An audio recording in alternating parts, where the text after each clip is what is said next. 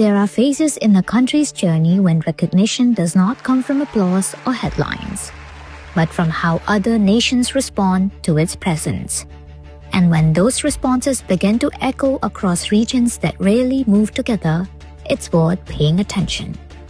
That is the moment India finds itself in today, with Ethiopia conferring its highest national honor, the Nishan of Ethiopia, on Prime Minister Narendra Modi.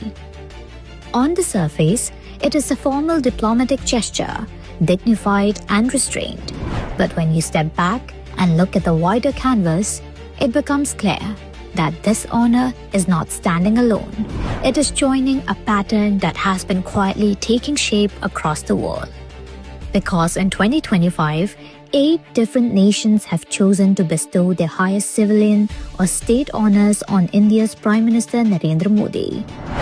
Not clustered in one region, not driven by one alliance, but spread across Africa, Europe, South America, the Caribbean, and the Indian Ocean.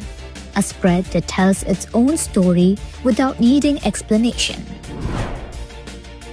From Mauritius and Sri Lanka to Cyprus, Ghana, Trinidad and Tobago, Brazil, Namibia, and now Ethiopia, these recognitions come from countries with different histories, different priorities, and different political cultures, yet all arriving at a similar moment with a similar decision to formally acknowledge India as a serious, steady, and credible global partner.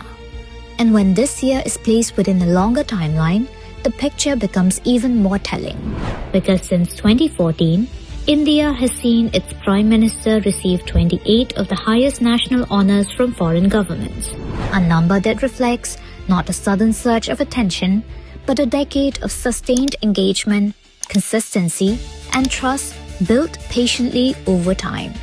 The significance here is not in counting honors or building tallies, but in what these moments quietly reflect: a growing ease with India's leadership, a steady respect for the positions it takes, and an expectation that India will continue to be present in the conversations that matter, not occasionally, but consistently.